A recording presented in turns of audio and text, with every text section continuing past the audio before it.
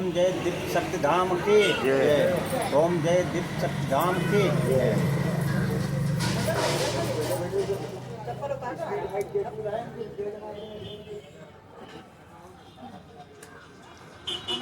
आज का सत्संग जो है एक पहाड़ी पर का वहाँ पर सुना रहे हैं। इस पर कथा सुनाएंगे।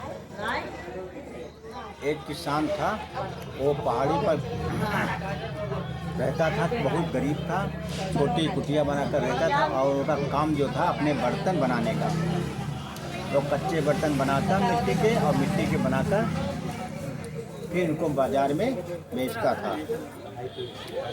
ये उसका नित्यक्रम था। वहाँ के और बहुत से कुम्हार जो वहाँ की मिट्टी जो थी बहुत अच्छी थी, उसके बर्तन जो बहुत अच्छे बनते थे जिससे वहाँ जो कुम्हार जितने थे वहीं की मिट्टी से बनाते थे बर्तन। वो इतनी अच्छी उपजाऊ मिट्टी थी जिससे बर्तन की इतनी अच्छी मजबूत मिट्टी थी जो जिससे बर्तन बहुत मजबूत बनते थे। तो वहाँ के बने हुए बर्तन जो बहुत लोगों को पसंद थे।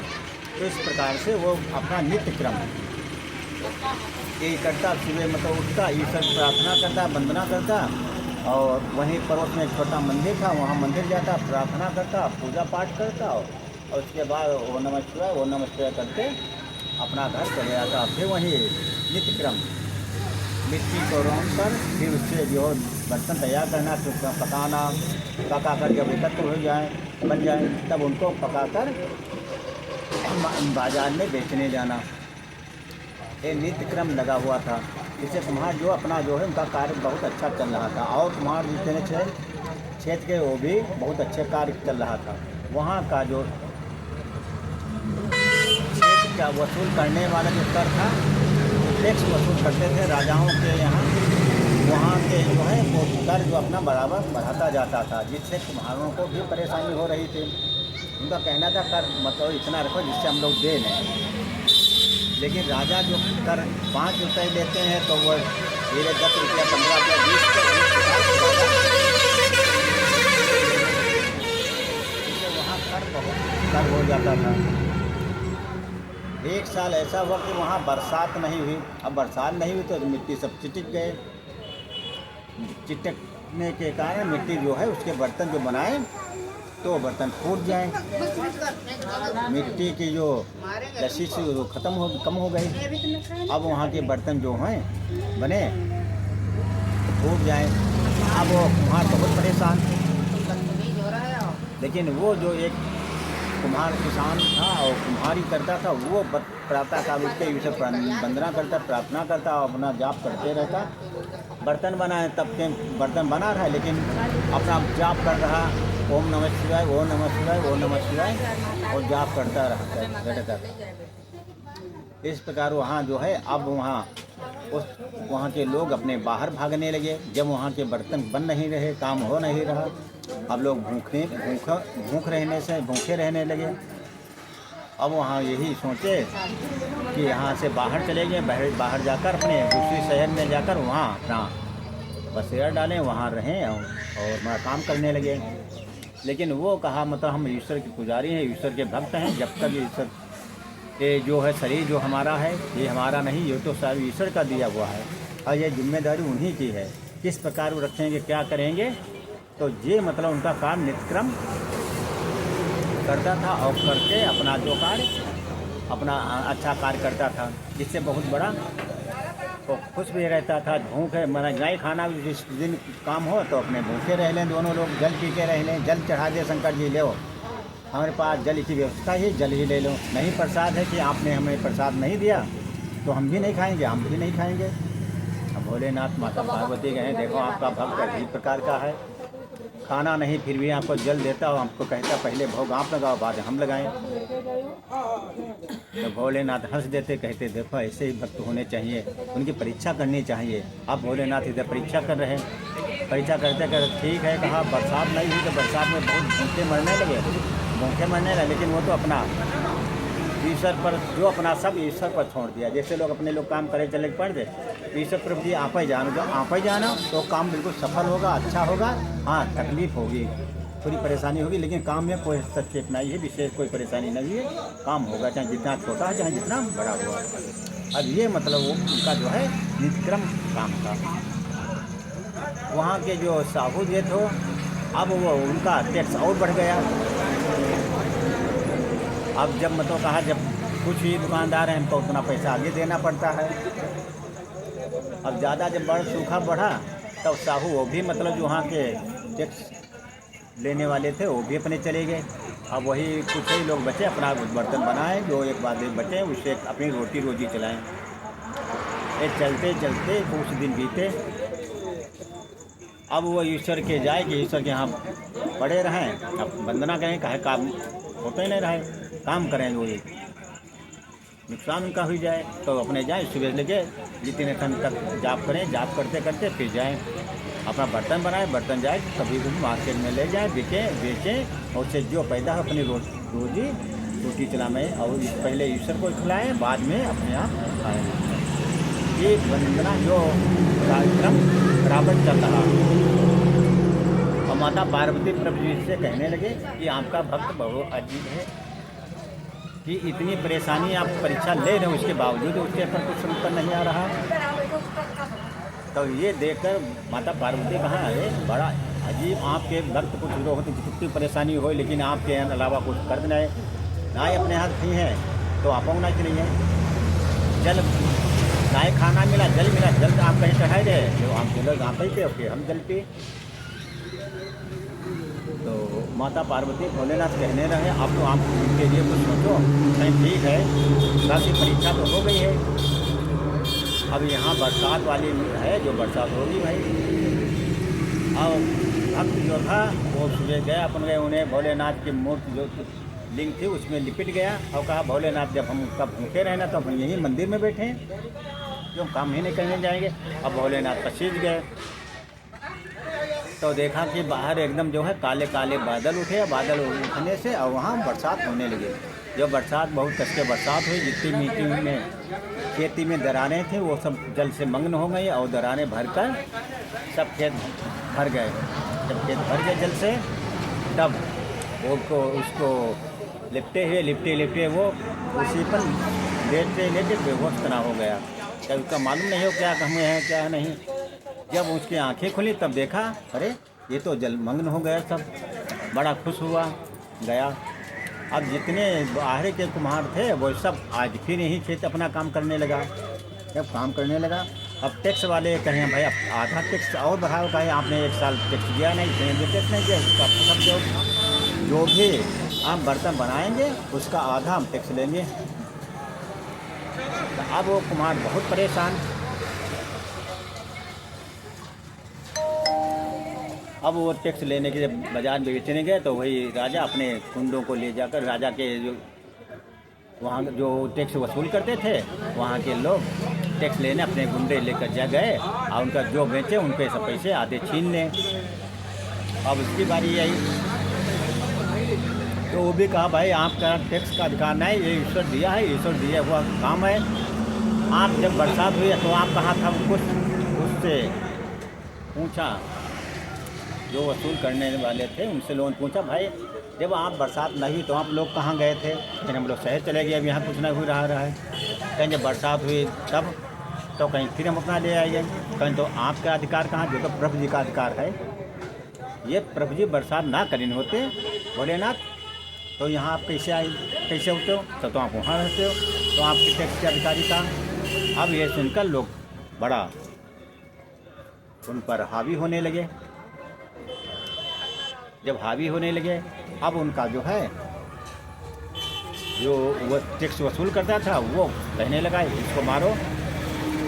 और जैसे मारने चले तब तक एक बड़ा सर्प आ गया और सर्प जो है उसकी रक्षा करने के लिए दौड़ा। अब वो जितने वहाँ गुंडा थे वो सब एक दूसरे पर गिरे दौड़े, एक दूसरे पर गिरे दौड़े। अब वो बस जो काम होगा भोलेनाथ करेंगे, जो काम होगा भोलेनाथ करेंगे। भोलेनाथ आह्वान करने से तुरंत भोलेनाथ अपना जो है नागदेव को सर्प को भेजा और सर्प उनके सुरक्षा के वो सब भाग लिया। फिर उनका पैसा जो है वो ले ही नहीं पाए, चाहे भोलेनाथ के आराधक थे, भोलेनाथ जो उनकी रक्षा की। अब ये टैक्स देखकर वहाँ के लोग कुम्हार जितने बहुत परेशान। कहा ठीक ये बात हम राजा के पास भेजेंगे। वहाँ अपने वहाँ जो छोटा लोग टैक्स लेते थे ये बात राजा के पास लेकर गए कुछ लोग। अब यहाँ जो टैक्स लेता था वो उसके पास लगा दिया आदमी कि कहाँ जाता क्या करने जाता। जब वो गया वहाँ तो राजा वहाँ गए तो वहाँ बताया कि यहाँ जो है राजा जी बैठे हैं लेकिन वहाँ साधारण आदमी जा नहीं सकता। तो कहें क्यों? कहे राजा के पास बड़ा विषय है जाएंगे क्यों? पहले उनका जो मंत्री लोग जो वहाँ पहले से बैठे थे द्वार पर तो उनका पहले उनका कुछ दक्षिणा दो तब राजा पास भेजते रहें। तो कहें ठीक कोई बात नहीं हम आराम से लेट रहे हैं। और ये मालूम हुआ कि भोले राजा जो है सुबह मंदिर जो है वहीं जो है पूजा करने निकलते हैं। वो भी शिव के पुजारी बहुत बड़े हैं। जब सुबह हुआ तो वो भी अपना स्नान करके अपने वहीं बैठे। जब राजा निकले तो राजा के सामने अपने आगे आगे सब सुरक्षा गार्ड चल रहे थे। वो अब वो मतलब अपने बैठे रहा। फिर राजा तो अपने सामने आगे लेट गया। जब उनका वाहन रुक गया तो राजा ने उनसे रोका, वाहन रोका। वो कहा भाई रथ अपन रोक कर पूछा भाई क्या आपके पास समस्या है? तो उन्होंने पूरी समस्या बताई।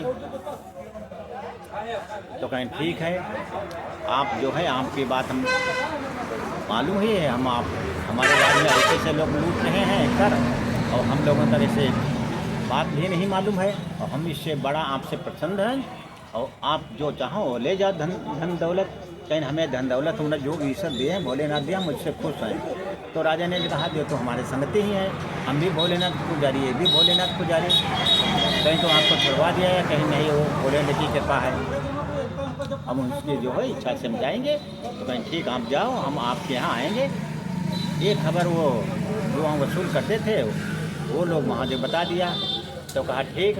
वो अपने गुंडा लगाकर उनके लिए रास्ते फिर कर दिया कि ये इधर से आ रहे हैं। वो अपने कस्बा के पड़ोस से पहुँचे। वहाँ देखा कुछ गुंडे थे।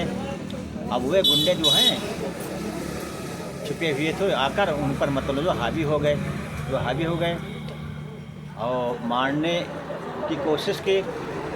अब उनका मतलब एक ही सहारा भोलेनाथ के अलावा दूसरा सहारा नहीं। तो अपना जाप करते जा ही रहे हैं ओम नमः शिवाय ओम नमः शिवाय ओम नमः शिवाय। अब जब ओम नमः शिवाय कर ले तो उनके साथ तो ओम नमः शिवाय भोलेनाथ हैं ही। जब वो गुंडा उन पर हावी हुए तो ओम नमः शिवाय अपने गणेश जी को जो है बताया। तो गणेश जी अपना जो हाथी बन के रूप में आ गए और हाथी के रूप में आए और जितने गुंडा वहाँ थे उनको रगदाया। वो सब गिरे, उसे एक दूसरे पर गिरे, कोई कहीं गिरे और हाथी उनका सबको रगदाया। वो सब आगे आगे जा रहे, पीछे से हाथी जा रहा। वो सब भाग गए और वो फिर अपने धीरे धीरे इधर चले जा रहे घर। उधर राजा जो उधर से आ रहे थे पहले आ चुके थे और वो पूरा पूछा भी यहाँ के ये पैसे जो ले रहे हैं काहे पैसे इतने लेते काहे दुकान के राजा। तो राजा ने कहा वो तो जो गया था यहाँ से घर से चला गया तो वो तो शायद खत्म हो गया है या गायब हो गया है। तो कहीं हाँ वो गायब हो गया कुछ भी, लेकिन आप कर कितना ले रहे? कहीं हमारे बिल्कुल नहीं लेते। कहीं ठीक है। ये बात हो रही थी तब तक वो जो हाथी था हाथी के साथ आप आए रहे। भोलेनाथ साथ में चल रहे, गणेश जी जो है साथ में चले हाथी रूप में। तो राजा ने देखा अरे वो तो हाथी आ रहा है, हाथी के साथ ही वो देखो आ रहा। कहीं ये कौन है? कहीं अरे ये तो वहाँ मर गया था, ये पता नहीं कैसे आ गया।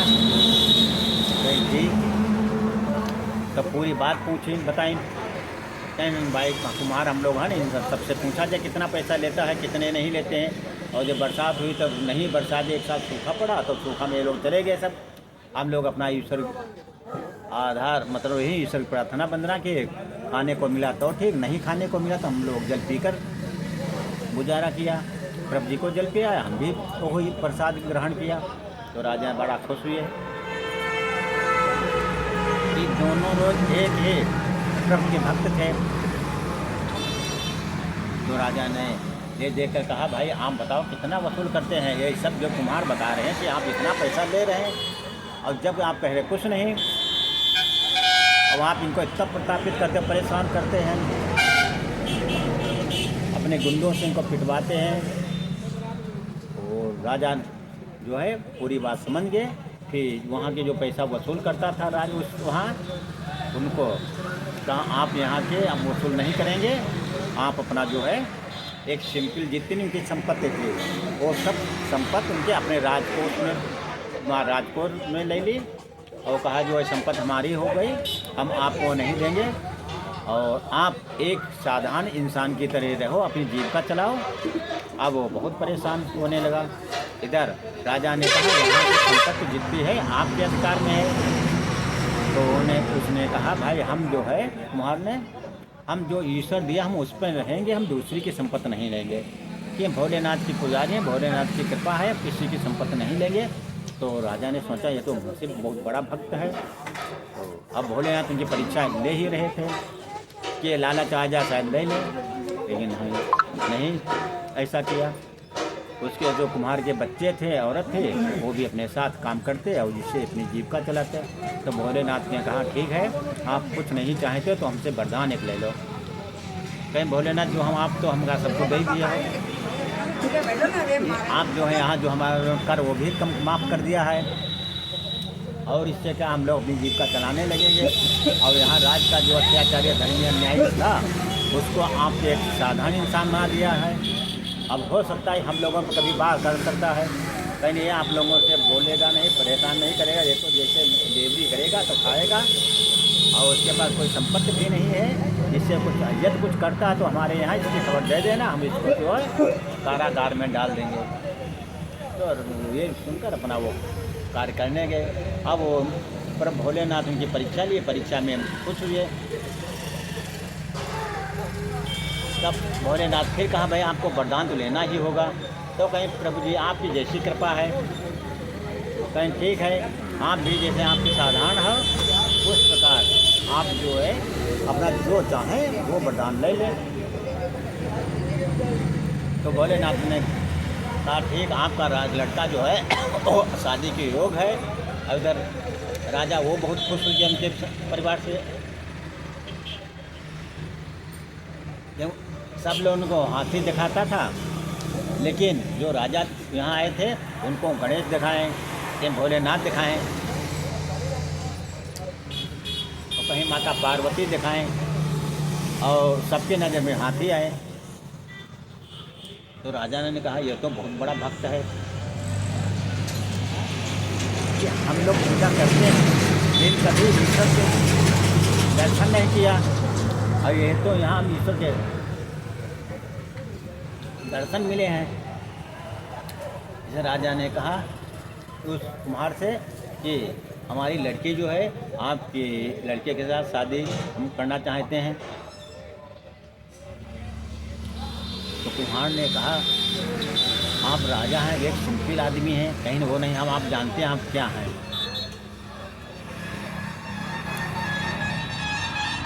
अब राजा की बात मतलब वो कुम्हार डाल भी नहीं सकता था। तो कहीं जैसे राजा जी आप जैसी इच्छा वो करें, हम आपकी बात कोई डाल नहीं सकते हैं, आप राजा हैं, कहीं ठीक है। अब भोलेनाथ के आधार वो राजा ने अपने दर्शन पाया, बड़ा खुश हुए, उससे लड़की की शादी की, और वो जो कुम्हार था, कुम्हार का लड़का राजा हुआ। वही राजा के वहाँ जाकर विध पूर्वक जिस प्रकार से अपने विध विधान के आधार शादी होती, उस प्रकार उसकी लड़के की शादी हुई। उनकी लड़की बड़ा खुश हुई, और वहाँ जब वहाँ गए शादी करने, वहाँ भी भोलेनाथ ने दर्शन दिया लड़की को और उनकी राजा की रानी को। तो वो लोग तृप्त हो गए, क्यों हम लोग जिस चीज़ को तरसते थे, परेशान थे, आज प्रभु भोलेनाथ हमें मिले हैं, इसलिए जो है एक भोलेनाथ बहुत बड़े भक्त हैं। तो भक्त होने से शिव की कृपा जब होती है तो कितना भी गरीब होता रंग जो है वो भी राजा बन जाता है।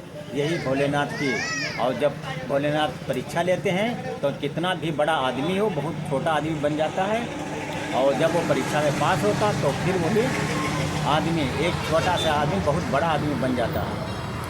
ये प्रकार और बहुत तुम्हारा छोटा आदमी वो भी बहुत राजा के रूप में बना जाए, और राजा बनकर आप वहाँ राज देखने भागने लगा लड़का, और वहाँ जो राजा अपना अपने राज के अलावा अपना देखे भागे चलाएँ।